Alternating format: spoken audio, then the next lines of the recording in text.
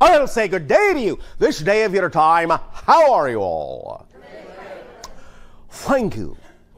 We will, first of all, once again extend to each and every one of you our deep appreciation at the co-creation of this transmission, giving us an opportunity to experience through all of you collectively and each of you individually that many more facets of the multidimensional crystal of all that is. So we thank you for the gift of sharing you are allowing us this day of your time.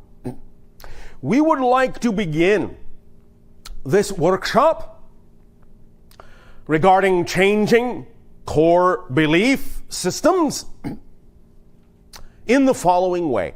You have on your planet a joke.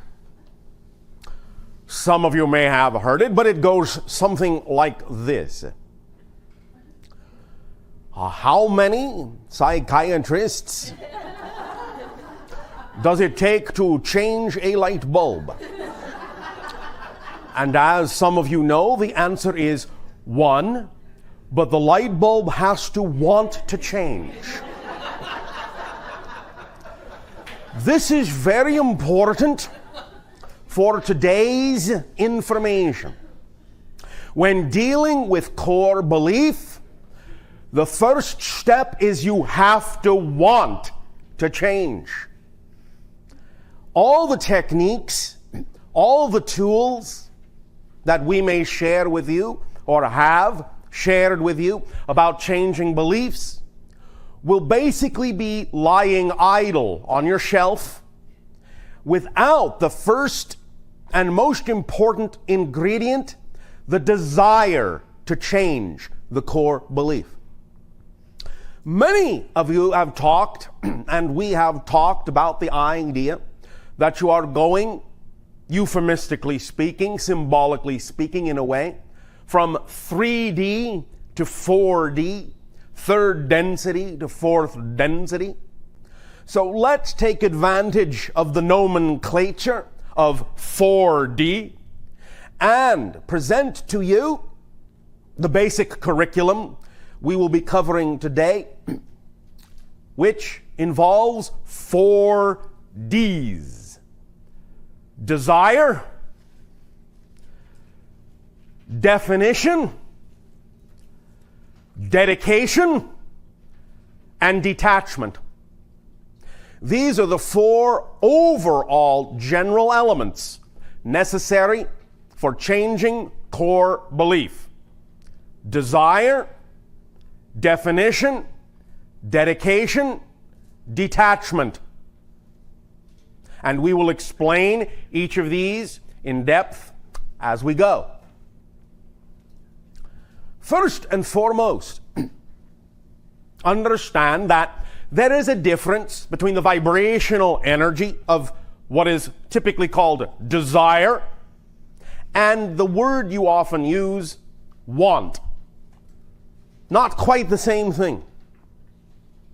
It can be used in the same way, but we wish to make sure it is clear that in this context, when we are talking about desire, it is something far more akin to passion and a true deep soul desire than simply the idea that you as a person may want something.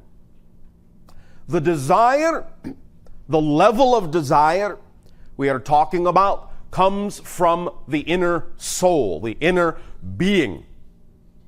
That which you are so passionate about bringing into your life as a state of being, knowing yourself deeply, who you are as a consciousness, the state itself that you wish to experience your life within, the desire to be nothing else but yourself in the purest way you can be, and reaching for that in all ways that you can, in thought, in word, in deed. desire, will be, in this case, the true driving force that will allow you the energy and the power to delve deep into your belief systems, find the core beliefs,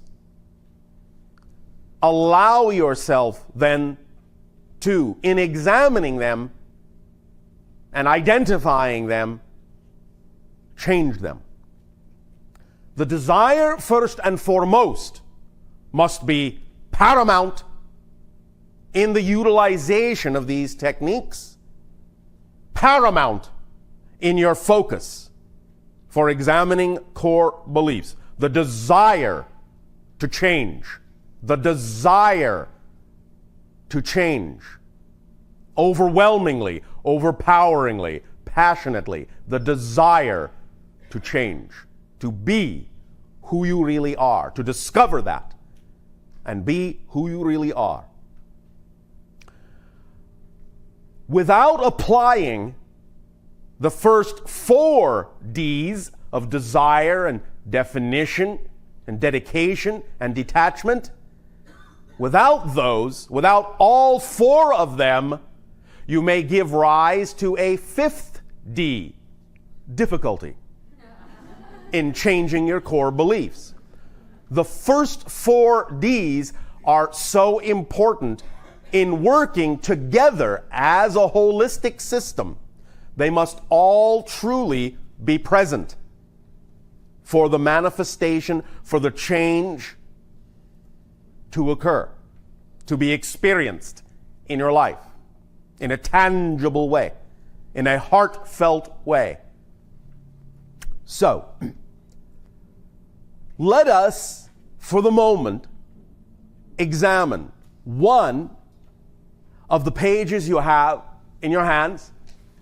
Not the first necessarily, not the second.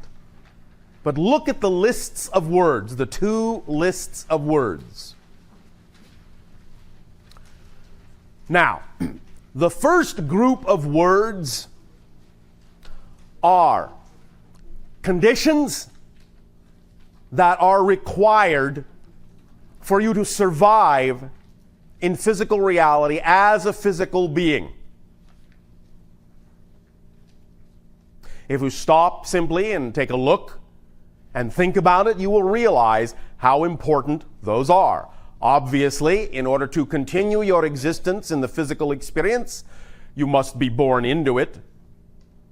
You do need to continue breathing. I believe you all understand that. You all really, generally need to drink. You all generally need to eat, and all the other things, just to maintain your existence in physical reality. The second level, the second group of words, are words that are representative of, in a sense, functioning, so to speak, getting along in physical reality. Now, not all of them are absolutely necessary, for certainly you can get along in physical reality without your eyes, or without hearing, or a few other things, although some of them are essential in order to truly function in physical reality. If you will observe, there is actually only one word that is common to both lists, and that word is dream. You absolutely must dream due to the nature of how you have created your physical reality, and in creating the sense and experience of detachment, so to speak, or disconnection, so to speak, or limitation, so to speak, from the spirit world. In creating that experience of detachment from the spirit world, you must from time to time reconnect to it. And generally speaking, although of course we understand there are many different kinds of dreams, and many different reasons for dreaming, and many different meanings that you can give to dreams, many different representations that come from dreams. We are actually talking about the physical mechanism of dreaming that allows you as a being to expand and go into the connection of being a little bit more yourself in the spiritual level while you are still physical. This reconnection on a regular basis is critical for your actual physical survival and for your ability to function in physical reality.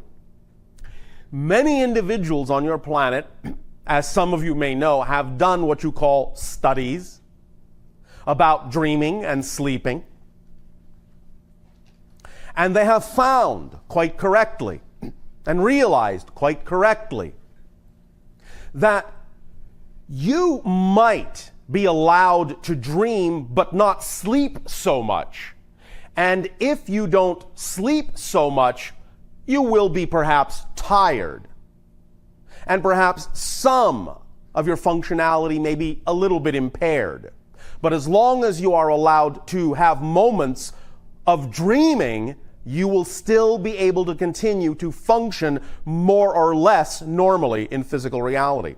However, they have also found that no matter how much sleep they allow an individual to have, if they prevent the individual from dreaming, very rapidly the individual will dissolve into psychosis. And they can actually die from that. Understand the dreaming is far more critical than the sleeping itself. So, in order to actually maintain your physical existence, you must dream. In order to function in physical reality, you must dream.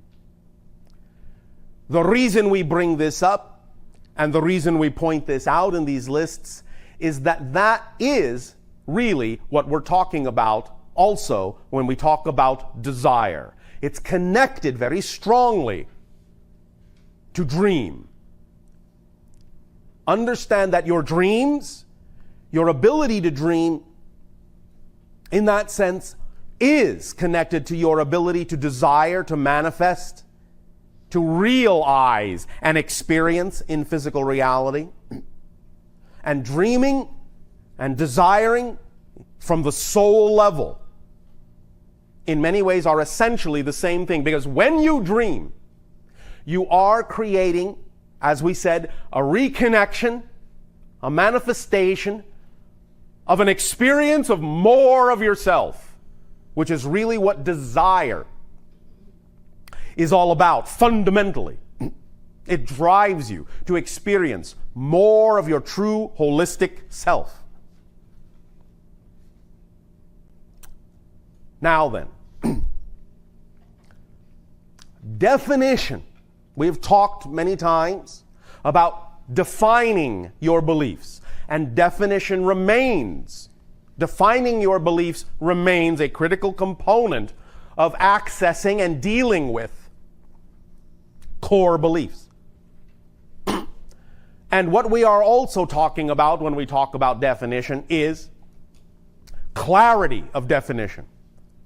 Clarity of definition. Really getting down deep into exactly how your beliefs are constructed, how your definitions are put together, what components make them up, what ideas and thoughts go into it or result from it. All the factors that stem from and help to reinforce the definitions you have bought into, that you have been brought up with, that you have been spoon-fed since birth. Remember that in accepting and in choosing the idea of the physical reality experience, generally speaking, although some things are somewhat malleable, you have agreed to accept and adopt a series of ideas and concepts that, in a sense, govern physical reality, such things as gravity on your planet, electromagnetic fields, neurological impulses, so on and so forth. I am not saying these things cannot be changed by your vibration, but generally most of you agree to play along and let those things run automatically so that you can focus on other issues, instead of having to constantly, consciously think about keeping your feet on the ground. You allow yourself to simply have an automatic portion of your beingness that says, I agree that as long as I'm on physical reality Earth, gravity exists, and I won't simply go floating off into space. Although that can happen sometimes for various reasons. And we may get into that later.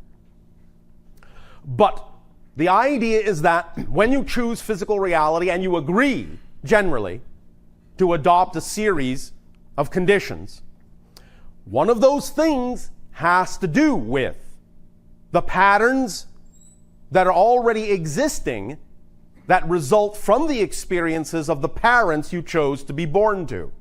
So that in coming through them, to be physical, to be born physically, you will to some degree adopt some of those patterns from them.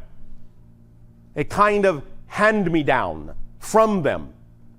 A kind of family agreement that says, I will agree to explore with you similar themes, similar ideas that you may call patterns or experiences.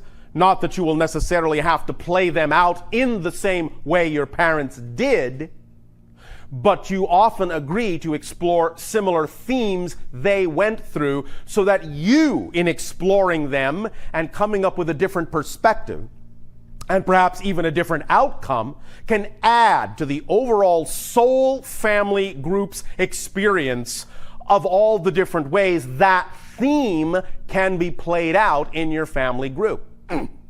And so, you often take on yourself in being born definitions and belief systems and ideas that will result in certain kinds of patterns or schedules or things that will come up or issues that will appear in your life at certain times, often, very often, at the same times that your parents experience them in terms of the same age in your life, and you will deal with them in your own way. Those moments are opportunities for you to get in touch with what that issue, what that idea, and what that belief means to you, what meaning you choose to put in it, how you want to relate to it, and what you want to bring in terms of your learning experience in dealing with it to the soul family experience overall. So it is very important in doing that you have absolute clarity of definition of what those beliefs are that you have been handed from your parents, from society in general, or sometimes even what you may have chosen to bring through with you, just simply as something you have chosen to explore. Whether you connect it to the idea of past lives, future lives, all those things exist simultaneously. So it's really more of a cross connection to some other life going on right now, concurrently. But nevertheless, no matter how you make a relationship or how you need to explain it or set it up to yourself in order for you to have the experience and explore it, getting clarity of the definitions, getting clarity of the belief systems is critical, especially when you are dealing with core beliefs. Because, as the name core belief implies, you have set these belief systems up in layers, like an onion. Often it will be easier for you to peel them away, get down to the core, to understand the underlying foundation that supports and maintains and perpetuates all the other beliefs on the upper layers. But in giving yourself layers, And in dealing with the outer layers or the top layers, however you wish to look at it, doesn't matter, first, dealing with them first and peeling your way through them, it gives you practice. It gives you experience in dealing with beliefs. And getting down to the core ones will allow you the greatest changes in your life and will give you the techniques, the tools, the capacity to deal with any other beliefs that may come up from other timings that may occur in your life from that point forward. So dealing with the core issues, the core belief that supports all the other ones, even though you may have peeled your way down to the core and gotten to the core and made changes on a core level, this does not mean you have not set yourself up to explore other things, that you may not bring other belief patterns in at another time. And those patterns will connect to the core belief as well, and in dealing and learning how to deal with the core belief, you will be better able to handle those other levels of beliefs when they come up in a different arena, in a different area of your life. But all those upper layers will connect to the same basic core. And that's why it's so important to get a handle on what that core is, so you can handle all the different layers as they arise at different times in your life. So definition, clarity of definition, the second component, we will explore that as well this day of your time. Desire, definition, and dedication. Dedication, very crucial in this idea of allowing your exploration of core belief to stick, to work, to manifest, to create in your life an experience of change. Dedication, what do we mean by that? In a sense, it's like saying commitment to the self, to really make it the most important thing, the most paramount thing in your life, to explore these core beliefs and to change them. Dedication also connects into another thing we have talked about many times, which has to do with behavior, the actions that you are willing to take on behalf of what you say you desire to do, on behalf of the changes you say you desire to make. Dedicating yourself in your behavior to acting on those things that are representative of getting in touch with those core beliefs and making the changes to become more of yourself. The behaviors that are representative of the person you say you ultimately would prefer to be.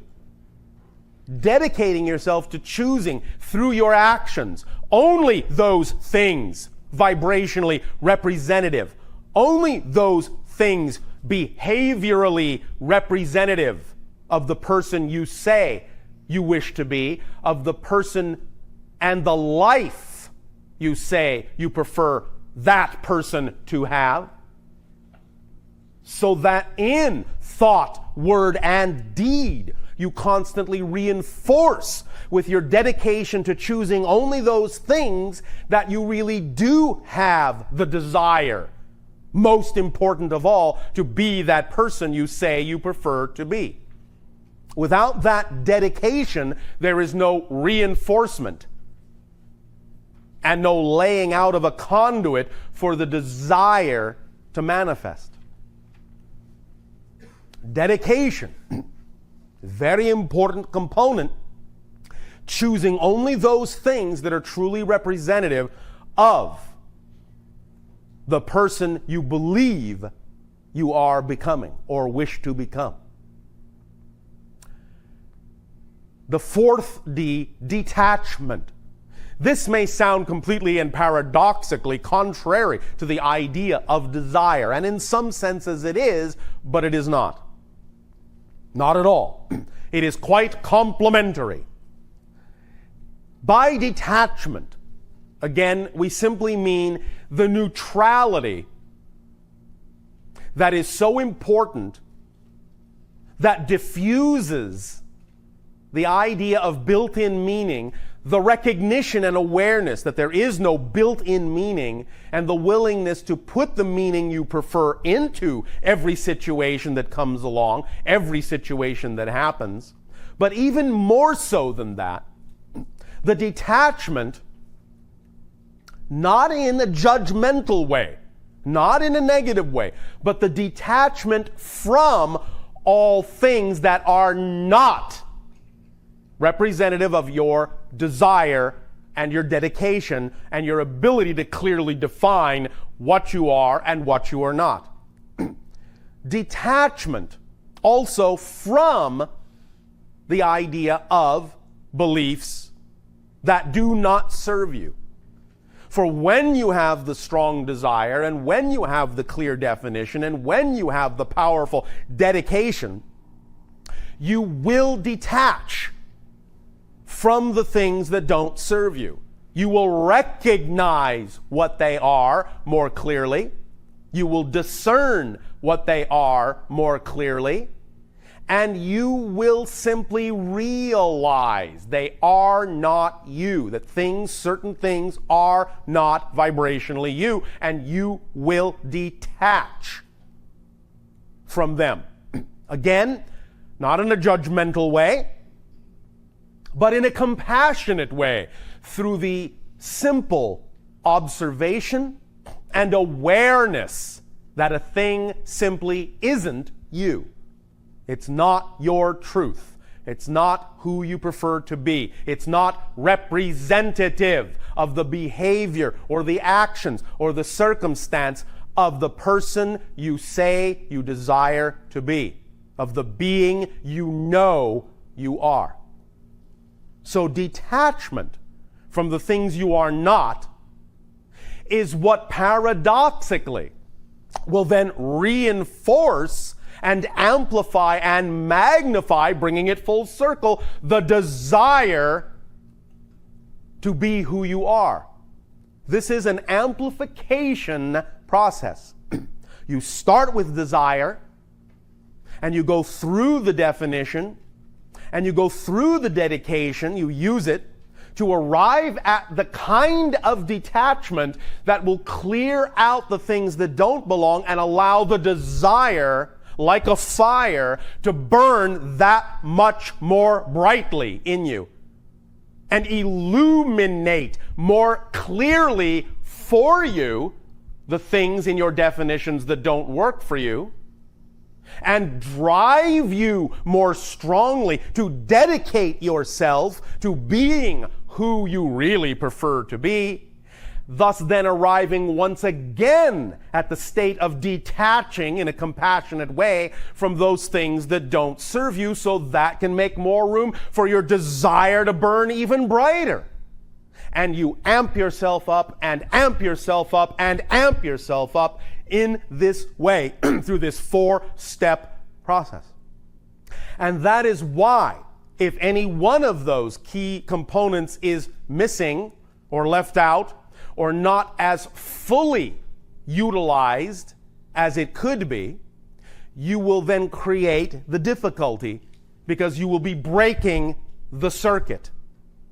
This is a complete circular, self-realizing, self-magnifying, self-amplifying idea. And all of those things are equally important in the holistic approach of getting the experience in your life of this technique and these ideas really working for you. Really working for you. So, again, desire, definition, dedication, and detachment will allow you to truly disassemble the beliefs that don't work for you, disassemble the personality that you may have been taught to be, and will allow you to assemble a new you in a very experiential way, a very experiential, manifesting, physical way. We bring this tool to you now at this time because now is the proper time for this tool in you. Use it or lose it. It's up to you. It's up to you. Now, we will go into these a little bit more deeply, but let us give an overview, as we have already begun to do, of the next diagram, which would be, in your understanding, the middle diagram, what has been referred to as the enneagrammatic circuit, the 9 circles in a square.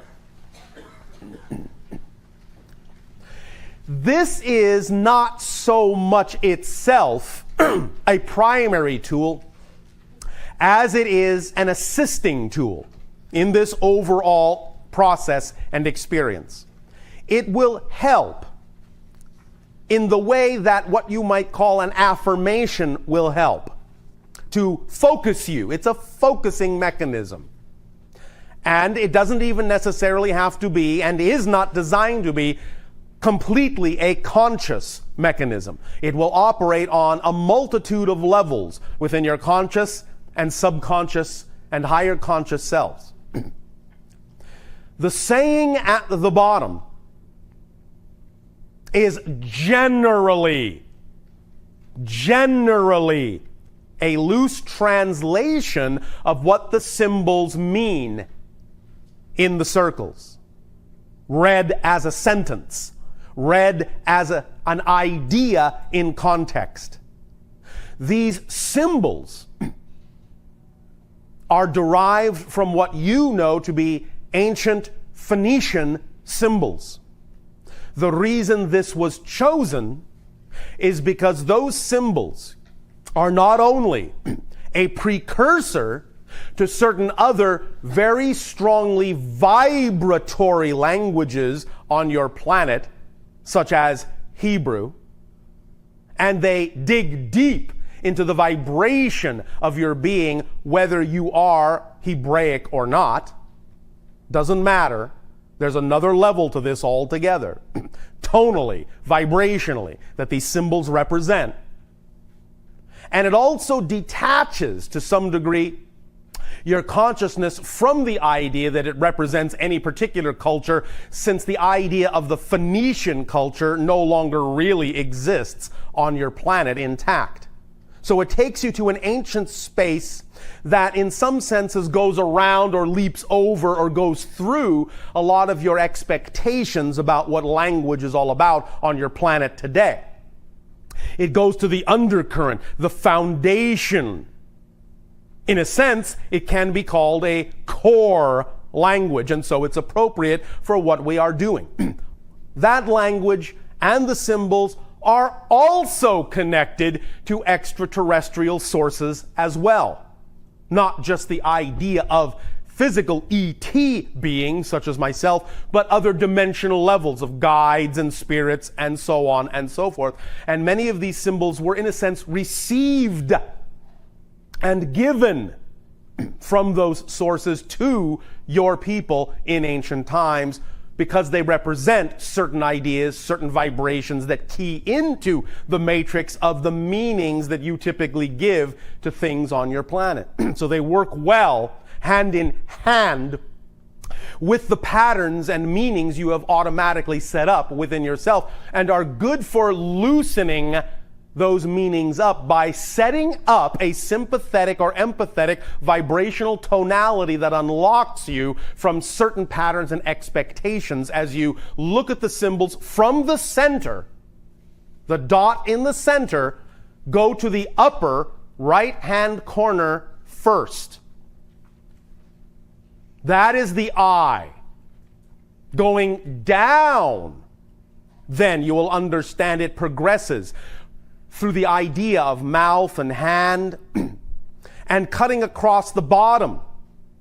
The middle symbol in that sense is water, which is transition and change. And then going to what you would call the bottom of the left-hand column of circles, then going into the idea and the symbol that represents path or fence, in a sense, that you would follow. And going up to the window, and then upward to the door, and then going to the right, the center symbol above the dot, the circle with the cross in it, which represents the unknown. And so then in reading the sentence that is vibrationally representative of how these symbols work together, you will understand that it is when you start from the inner being of yourself and in physical reality express yourself through sight and through sound and through touch, in the way that is cohesive in what we are talking about today, in those manners of desire and dedication and definition and detachment, then in thought, word, and deed in that way will you cause the transition, will you cause yourself to dissolve into the water, dissolve the crystalline patterns and reform them by following the path to the windows and doors that lead to the unknown, which opens up your reality and brings you back to the center of your being in a very powerful way. So focusing on this as a kind of meditative mudra will allow you to help yourself focus on the principles that we have talked about, the 4 Ds. It will give you some focus. It will put you in the proper state of mind, shall we say. Now, the final diagram, which is a collection of 19 circles with what you might call a type of jagged spiral that connects them. We will get into this more deeply as this communication continues, but in an overview, a general overview, this is a symbol that comes directly from our civilization's history. It is something we created in our civilization as a representation and an understanding of how to spiral downward through different dimensions into the core of your being and then spiral outward from that core upward through different dimensions into manifestation. In some senses, this could be called a neurological spiral. We did not want nor instruct there to be the name put on the page because there should be nothing else in your vision when focusing on this image other than the image itself. And it represents the idea of going down through the layers of your beliefs to the core and coming up from the core through new beliefs and outward into manifestation, following that spiral. And as you can see, dimensionally speaking, the spiral itself, when you look at it in a certain way, actually takes on 3-dimensional characteristics. It sort of looks like an unfinished cube or box. Certain lines seem to come toward you. Certain lines seem to go away from you. So it fulfills the idea in a 2-dimensional plane of an actual multi-dimensional path that you actually are taking when you focus on this image, and it actually lets you pass through different dimensional and neurological levels of your belief system to the core and brings those ideas from the core back out into a 3- and 4-dimensional manifestation. It's a very, very powerful gazing tool that will, in a sense, change literally your dimensional perspective of who, what, where, and when, and why, and how you are, and how you manifest yourself.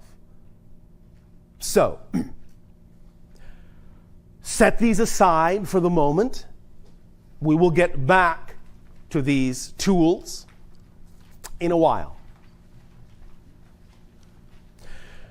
But at this time, let us focus a little bit on our journey toward accessing core beliefs.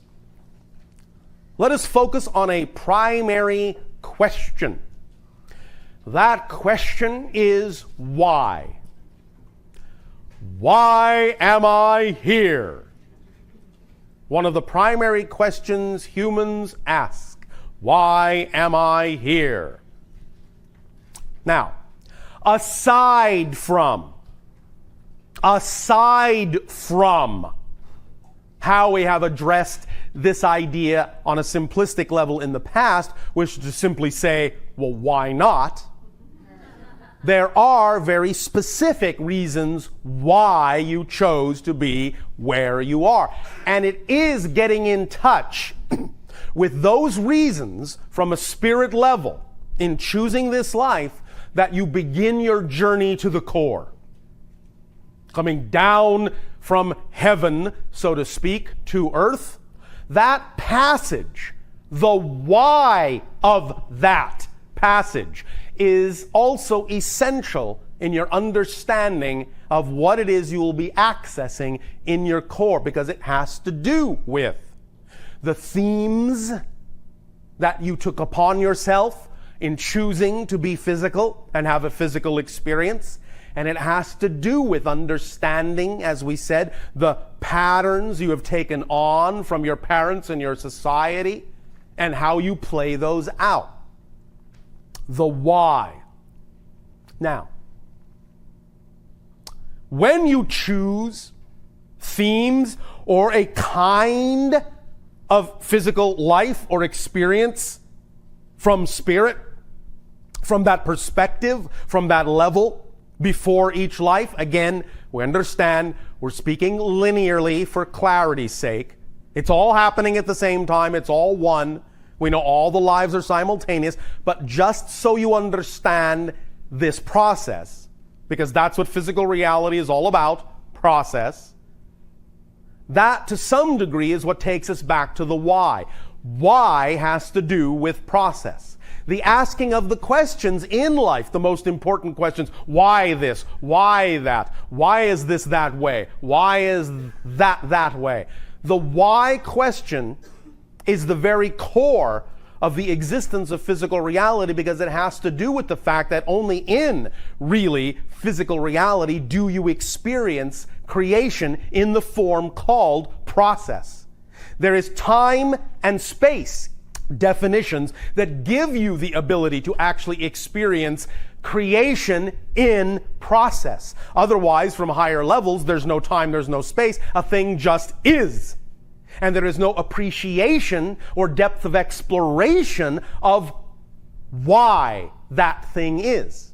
So physical reality exists, in a sense, so you can develop an experience of the deep appreciation of the why component of all that is.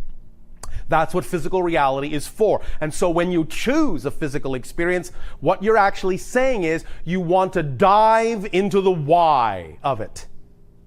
Not the YMCA of it, the why of it. You want to experience that aspect of all that is, the actual creative manifestation component of the one, of the all. And you need a space-time referential point of view in order to have that experience. And in that process from spirit, each time with each life, as you choose the components that will make up your experience of the why, you are very, very specific about what ingredients you put in to the experience of that life and how it relates not only to the soul family's overall experience as well as your own, but also how it relates to every other experience you are having, both in and out of physical reality. You really look at it as a network and know that every nodal point, every life, whether physical or non-physical, in that web, on that net, reinforces every other nodal point. And so the selections of what this life, this nodal point experience of the why is all about is very specifically chosen. Now, that does not always mean that you choose every specific thing that happens specifically in the life before you come into the life. Some things are left up to the idea of randomness because that's part of the why as well. but the themes are generally specific, and sometimes certain ideas that are experienced, certain situations and circumstances are set up for yourself, by yourself, including the idea of choosing your parents, and so on and so forth, choosing your brothers and sisters, maybe even choosing some of the friends you will have, because you understand that their reflections in your life is what will drive you in the direction of your particular experience of why that you wanted to have in this life. That particular experience of self-discovery, which is the ultimate why question. Who am I? Why am I here? That self-awareness, that self-knowledge on an individual and a grander scale coming together from the beginning to the ending of your life, in a sense, is what it is about. The why of it.